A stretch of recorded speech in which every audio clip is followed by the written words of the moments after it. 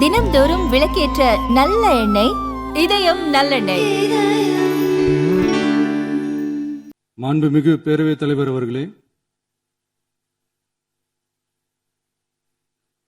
மாபெரும் தலைவர்கள் வழிநடத்திய மாண்பும் மாபெரும் வரலாற்று சிறப்பு கொண்ட இந்த சட்டமன்ற பேரவையின் 17வது சட்டமன்ற பேரவைக்கு நம்மையும் நம்ம தமிழக வெற்றிக் கழகத்தை சார்ந்த சட்டமன்ற உறுப்பினர்களையும் தேர்ந்தெடுத்து அனுப்பின நிரந்தரமாக என் நெஞ்சில் குடியிருக்கும் தாயன்புமிக்க தமிழக மக்கள் அனைவருக்கும்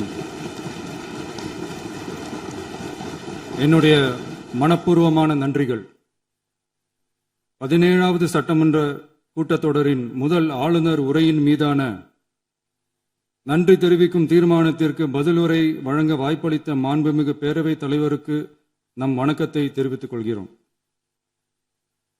மாண்புமிகு பேரவைத் தலைவர் அவர்களே, இந்த 17வது மாமன்றத்தில் அதிகப்படியான 12 கட்சிகளை சேர்ந்த பிரதிநிதிகள் தேர்ந்தெடுக்கப்பட்டிருக்கும். நாம கொள்கை ரீதியாகவும் நிலைப்பாடு ரீதியாகவும் வேறுபட்டு இருந்தாலும் மக்கள் பணி செய்வதுதான் நம்ம எல்லாருக்கும் பிரைமரியா இருக்கிற ஒரே எய்ம். அந்த வகையில தான் நம்ம எல்லாருமே நம்ம மக்களால் அங்கீகரிக்கப்பட்டு சட்டமன்றத்திற்கு வந்திருக்கிறோம். அதனால நாம கருத்தால் வேறுபட்டாலும் மக்கள் சேவை என்ற நோக்கத்துல நம்ம மாநிலம் சார்ந்த விஷயங்கள்ல நாம எல்லாரும் ஒன்றிணைந்து பயணிச்சா நம்ம தமிழ்நாடு என்னைக்கும் எதிலையும் முதன்மை மாநிலமாக திகழும். ஆளுநர் உரைக்கு நன்றி தெரிவிக்கும் தீர்மானத்தில் பேசின மாண்புமிகு உறுப்பினர்களுக்கு நன்றி. எதிர்த்து பேசினாதான் எதிர்கட்சின்னு ப்ரூவ் பண்ண முடியும்னு நினைச்சுக்கிட்டு பேசின எதிர்கட்சியை சேர்ந்த எதிர்கட்சி தலைவர் உள்ளிட்ட மாண்புமிகு உறுப்பினர்களுக்கும் வணக்கமும் நன்றியும்.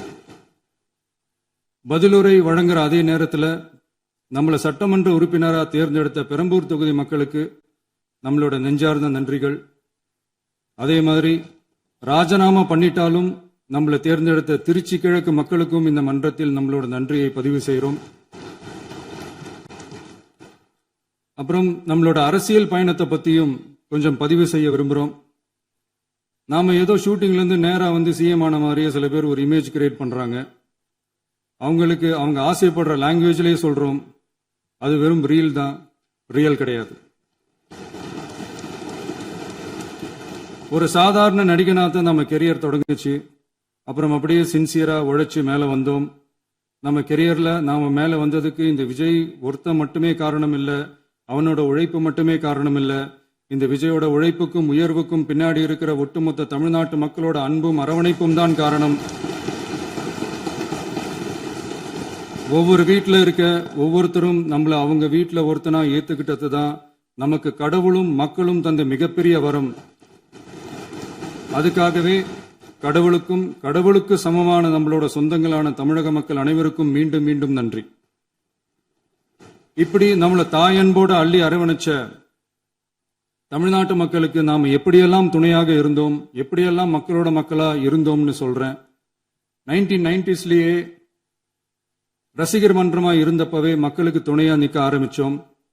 அதுக்கப்புறம் நற்படி மன்றமாவும் அதுக்கப்புறம் விஜய் மக்கள் இயக்கமாவும் மாறி மக்களோட மக்களா நின்றுகிட்டு இருந்தோம்.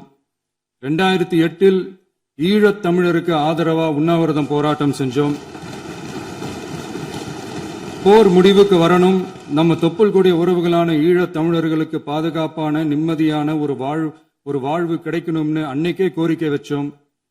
2009 ஆரம்பிச்ச விஜய் மக்கள் இயக்கம் வழியா நம்மளோட மக்கள் நல பணிகளை எக்ஸ்டெண்ட் அண்ட் எக்ஸ்பேண்ட் பண்ணிக்கிட்டே வந்தோம். கல்விக்கு துணையா இருந்தோம், சோசியல் சர்வீஸ் செஞ்சோம், வெள்ள நிவாரணத்துல துணையா இருந்தோம், கொரோனா காலத்துல மக்களுக்கு தோள் கொடுத்தோம். விலையில்லா விருந்தகம், குருதியகம், முட்டைப்பால் ரொட்டி திட்டம், விழியகம், பயிலகம், நூலகம், இப்படி பல வழியில மக்களுக்கு துணையா இருந்தோம்.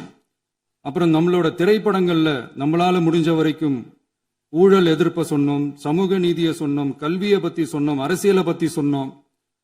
அரசியலை பத்தி பேசுனதுனால நம்ம படங்கள் சந்திச்ச இதுவரைக்கும் சந்திக்கிற பிரச்சனையை பத்தி எல்லாருக்குமே தெரிஞ்சதுதான். இது மட்டும் இல்லாம 2011 நாகப்பட்டினத்துல மீனவர் பிரச்சனைகளுக்கு ஆதரவா ஒரு பெரிய பொதுக்கூட்டம் நடத்தினோம். மீனவர்கள் மீதான தாக்குதலை கண்டிச்சு பேசி அதுல நம்மளோட எதிர்ப்பை பதிவு செஞ்சோம்.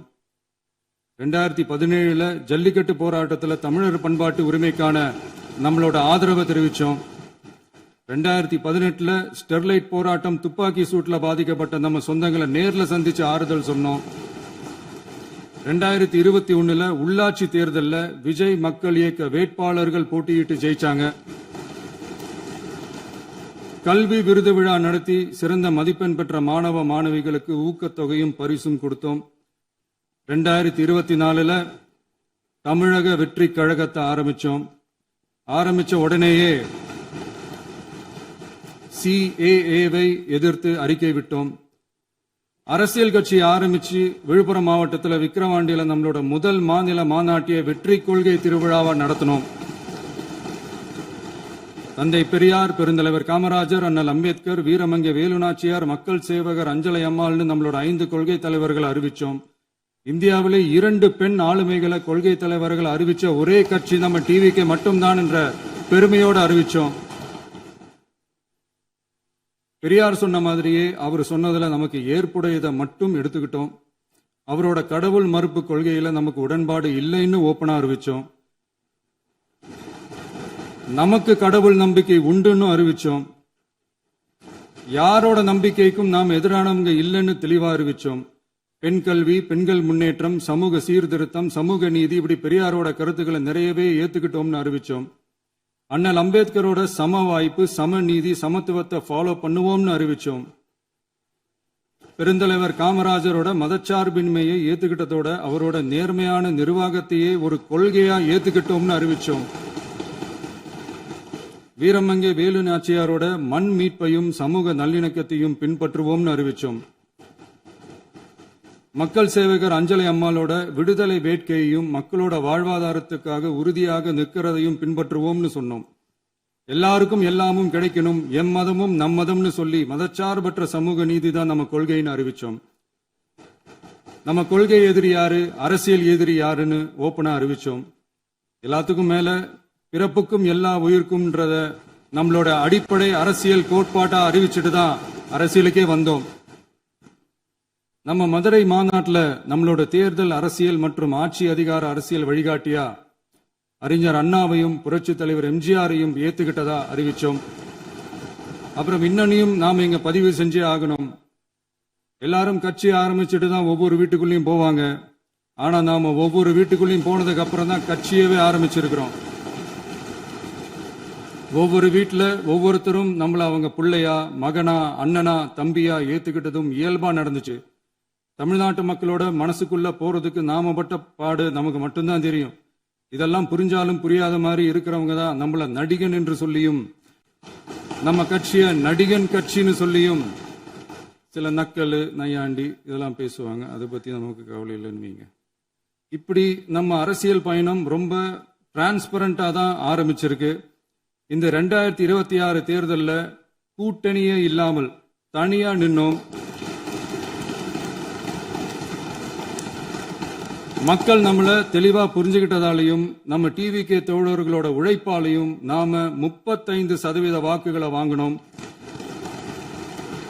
1,72,00,000 வாக்குகளோட தமிழ்நாட்டிலேயே தனி பெரும் கட்சியா வந்தோம்.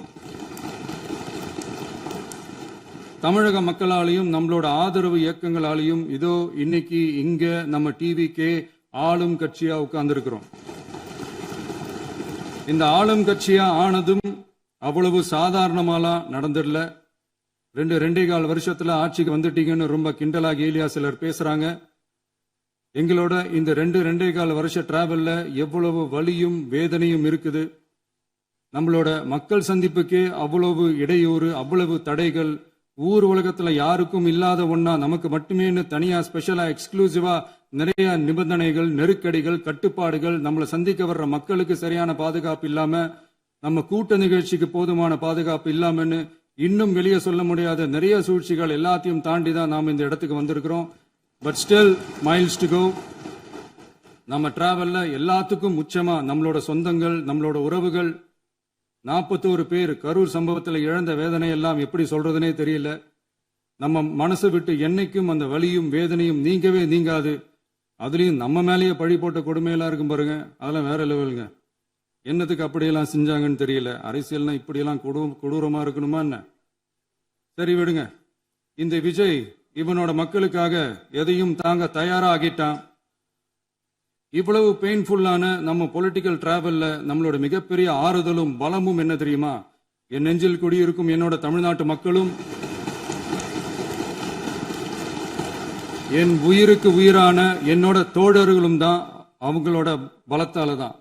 அன்னைக்கு 1967ல முன்னாள் முதல்வர் மாண்புமிகு அறிஞர் அண்ணா அவர்கள் தலைமையில் அமைஞ்ச சாமானியர்களோட ஆட்சி மாதிரி, 1977ல முன்னாள் முதல்வர் மாண்புமிகு புரட்சி தலைவர் எம்ஜிஆர் அவர்கள் தலைமையில் அமைஞ்ச மிக சாமானியர்களோட ஆட்சி மாதிரி, இதோ இன்னைக்கு அதே வரிசையில 2026 சட்டமன்ற தேர்தல்ல இந்த விஜயோட தோழர்கள் இடம்பெற்ற ஒரு மிக மிக சாமானியர்களின் ஆட்சி அமைஞ்சிருக்கு. வாகை சூடும் வரலாறு திரும்பி இருக்கிறது. இப்படி ஒரு தீர்ப்பை மக்கள் அளிச்சதுனாலதான் தமிழக வரலாற்றில் ஒரு மகத்தான கூட்டணி ஆட்சியை நாம் அமைச்சிருக்கிறோம். இளைஞர்களால என்ன செய்ய முடியும், பெண்களால என்ன செய்ய முடியும்னு கேட்டவங்களுக்கான பதில் தான் இன்னைக்கு அமைஞ்சிருக்கிற நம்ம ஆட்சி. ஒரே ஒரு குடும்பம் மட்டும் முக்கியம்னு சொல்றது நம்மளோட ஆட்சி அதிகார அரசியல் இல்ல. தமிழ்நாட்டில் இருக்கிற ஒவ்வொரு குடும்பமும் முக்கியம்னு சொல்றது தான் நம்ம அரசியல். நம்மளோட ஆட்சி அதிகாரம் அதான் நம்மளோட மனசாட்சி உள்ள மக்கள் ஆட்சி. இந்த 2026 தேர்தல்ல யாராலும் உடைக்கவே முடியாதுன்னு சொன்ன மதத்தை உடைச்சோம், சாதியை உடைச்சோம், முக்கியமா காசு கொடுத்து ஓட்டு வாங்குற ஒரு நச்சு கலாச்சாரத்தையே சுக்கு நூறா தூள் தூளா உடைச்சிருந்தோம். நாம கிளீன் கவர்னன்ஸ் அண்ட் குட் கவர்னன்ஸ்ல உறுதியா இருக்கிறோம். இப்ப மட்டும் இல்ல, எப்பவுமே இப்படிதான் இருப்போம். இதுல 100% இது உண்மைன்றதுனாலதான் பாரம்பரியமான தினத்தந்தி பத்திரிகை ஊழலின் ஊற்றுக்கண் அடைக்கப்படுகிறதுன்னு 16/6/2026 அன்னைக்கு ஒரு தலையங்கமே எழுதியிருக்கு. ஒரு தவறு செய்தால் அது தெரிந்து செய்தால் அவன் தேவன் என்றாலும் விடமாட்டேன் என்று எம்ஜிஆர் அன்று பாடினார். அதை இன்று விஜய் செயலில் காட்டுகிறார்னு அந்த எடிட்டோரியல்ல எழுதியிருக்கு. இந்த நேரத்தில் தினத்தந்திக்கு நம்மளோட நன்றியை தெரிவிச்சுக்கிறோம். அரசியலுக்கு வந்து 2 வருஷம் தான் ஆகுது. உங்களுக்கு என்ன தெரியும், உங்களால என்ன முடியும்னு கேலியா கேட்டவங்களுக்கு தினத்தந்தியோட பதிலை இப்போதைக்கு போதும்னு நினைக்கிறேன். என்னென்னமோ செய்வான்னு சொல்றானே இந்த விஜய், பல வருஷமா இருக்கிற ஒரு பதவி வெறி பிடிச்ச அரசியலை உடைச்சி எப்படி செய்வான்னு நம்ம மக்களை யோசிச்சிருவாங்க. இதோ இப்போ நம்ம மக்களுக்கு புரிஞ்சிருக்கும். இப்பவும் சொல்றோம், இது வெறும் ஆரம்பம் தாங்க. இந்த மாபெரும் சபையிலிருந்து கேட்கிற மக்களே, நமக்கு கொஞ்சம் அவகாசம் கொடுங்க. இதுக்கு முன்னாடி, அதாவது 2017 கடைசியில இருந்து 2026 ஏப்ரல் வரைக்கும் இருந்த புண்ணியவான்கள் ஆட்சியில ஒவ்வொரு டிபார்ட்மெண்ட்லயும் போட்ட ஏராளமான ஓட்டைகளை அடைச்சிக்கிட்டே படிப்படியா மக்களுக்கு நல்லதையும் செஞ்சுக்கிட்டே வருவோம். அதனாலதான் நமக்கு எதிரா யார் யாரோ சேரவே மாட்டாங்கன்னு நினைச்சவங்க எல்லாம் ஒன்னா சேர்றாங்க. நம்ம ஆட்சிக்கு டேட்டு குறிக்கிறாங்க.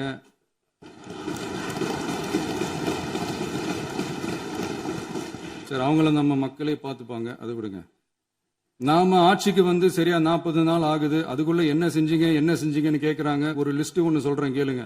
பெண்கள் பாதுகாப்புக்காக சிங்கப்பெண் சிறப்பு படை, 200 யூனிட் வரை கட்டணமில்லா மின்சாரம், போதைப் பொருள் ஒழிப்புக்காக தனிப்படை, குறுவை நெல் சாகுபடியை ஊக்குவிப்பதற்காக 134.83 கோடி சிறப்பு தொகுப்பு திட்டம், வழிபாட்டு தலம், ஸ்கூல், பஸ் ஸ்டாண்ட், அதுக்கு பக்கத்துல இருக்கிற 717 மதுபான கடைகள் மூடப்பட்டன. அங்க வேலையில் இருந்தவர்களுக்கு வேறு கடைகளில் வேலை, கவனிக்கப்படாமல் விடப்பட்ட அம்மா உணவகங்கள் புதுப்பிக்கப்பட்டன. பத்திரப்பதிவு துறையில் பகல் கொள்ளைக்கு புல் ஸ்டாப் வைக்கப்பட்டுள்ளது. வருகையில்லா ஆவண பதிவு முறை கொண்டுவர உத்தேசிக்கப்பட்ட செயல்பாட்டில் உள்ளது. அரசு மற்றும் தனியார் மருத்துவமனையில் ஸ்கேன் மையங்களில் கருவுறுவதற்கு முன் மற்றும் பின் ஏற்படும் தவறுகளை கண்காணிக்கவும், மருத்துவ நிறுவனம் முறைப்படுத்தும் சட்ட விதிகள் பின்பற்றப்படுகிறதா என கண்காணிக்கவும், மருத்துவ மற்றும் ஊரக பணிகள் இயக்கத்தின் பயன்பாட்டிற்காக 40 புதிய வாகனங்கள் வழங்கப்பட்டுள்ளது. கூட்டுறவு வங்கியின் ஏழை எளிய மக்கள் வாங்கிய கடனுக்கு முதல் முத்தாய்ப்பாக ரூபாய் 2045 கோடி தள்ளுபடி வழங்கி ஆணையிடப்பட்டுள்ளது. ஒன்றிய அரசிடம் கேட்டுக்கொண்டதற்கிணங்க கடந்த 2 வருடமாக நிறுத்தி வைக்கப்பட்ட இருந்த ஜல் ஜீவன் மிஷன் திட்டம் புதுப்பிக்கப்பட்டு ஜல் ஜீவன் மிஷன் திட்டம் 2.0 நடைமுறைக்கு கொண்டு வரப்பட்டுள்ளது.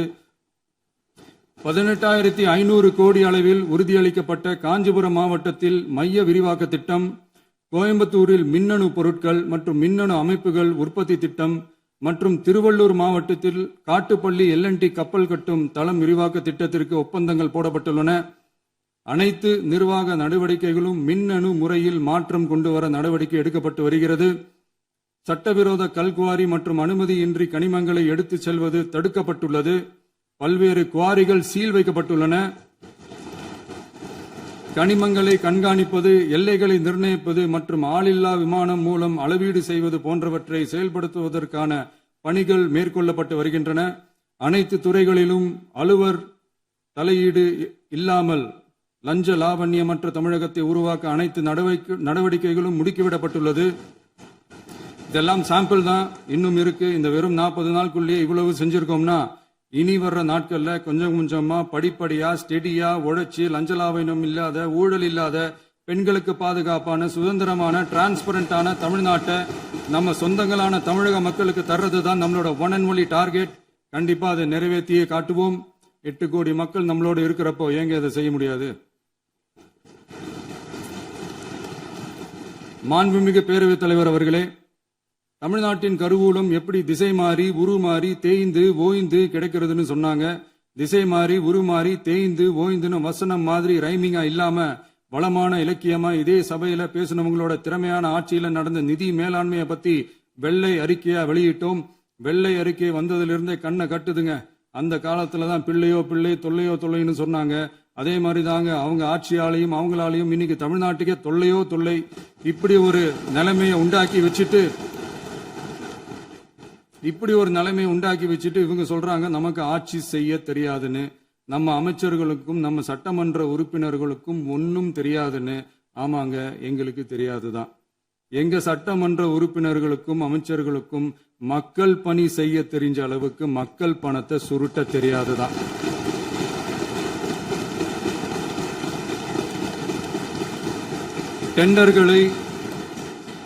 டெண்டர்களை முறைப்படுத்த தெரிஞ்ச அளவுக்கு அதோட ரேட்டை உயர்த்தி ஊழல் செய்ய தெரியாதுதான்.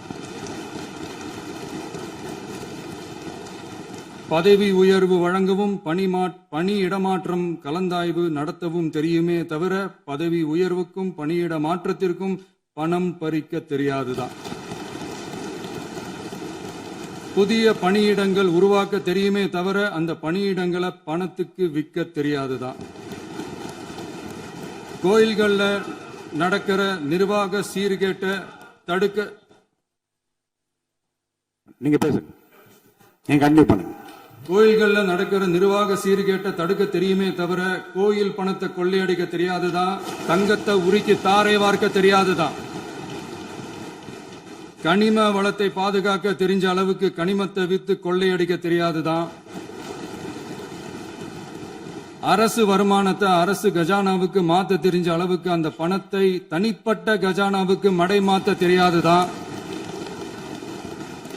போதை கலாச்சாரத்தை தடுக்க தெரிஞ்சவங்களுக்கு போதை கலாச்சாரத்தை வளர்க்க தெரியாதுதான். நம்ம குடும்பத்தில் இருக்கிற பாட்டி, அம்மா, அக்கா, தங்கச்சி, குழந்தைங்களை, பெண்களை மதிக்க தெரிஞ்சவங்களுக்கு ஓசி பஸ், 1000 ரூபாய் கேஸ், இப்படியெல்லாம் பேச தெரியாதுதான். எங்க உறுப்பினர்களுக்கும் அமைச்சர்களுக்கும் மக்கள் சேவை தெரிந்த அளவிற்கு சுயநல தேவையை செஞ்சிக்க தெரியாதுதான். அதனாலதான் சொல்றோம், எங்களை பார்த்து எதுவும் தெரியாதுன்னு சொல்றவங்களுக்கு சொல்றோம், இதெல்லாம் எங்களுக்கு தெரியாதுதான். உங்களை மாதிரி முறைகேடுகளை செய்யறத நாங்க தெரிஞ்சுக்கவும் போறதில்ல, தெரிஞ்சுக்கவும் ஆசைப்படல. அத கடைசி வரைக்கும் எங்களுக்கு தெரியாமலே இருந்துட்டு போகட்டும். அதனால நாங்களும் எங்க மக்களும் வெரி வெரி ஹாப்பி தான். மாண்புமிகு பேரவைத் தலைவர் அவர்களே, எதிர்ப்பவர்கள் எதிர்க்கட்சி என்பதற்காக எங்கள் ஆட்சி மீது 1000 பழி போடலாம். ஆனாலும் தமிழக மக்களுக்கு உண்மையை உணர்த்த வேண்டியது நம்மளோட கடமை. மின்வெட்டை பொறுத்தவரை தமிழ்நாடு மின்மிகை மாநிலமாக இருந்தாலும் கடந்த காலங்களில் ஏற்பட்ட நிர்வாக குளறுபடிகளும் மின்சார சாதனங்கள் மற்றும் மின் மாற்றிகளில் ஏற்படும் பழுதாலும் வேண்டுமென்றே சிலரின் நடவடிக்கைகளாலும் இந்த மின்வெட்டிற்கு காரணமாக உள்ளது. மின் விநியோக மீட்பு நடவடிக்கைகளை ஒருங்கிணைப்பதற்காக எதிர்பாராமல் இரவு நேரங்களில்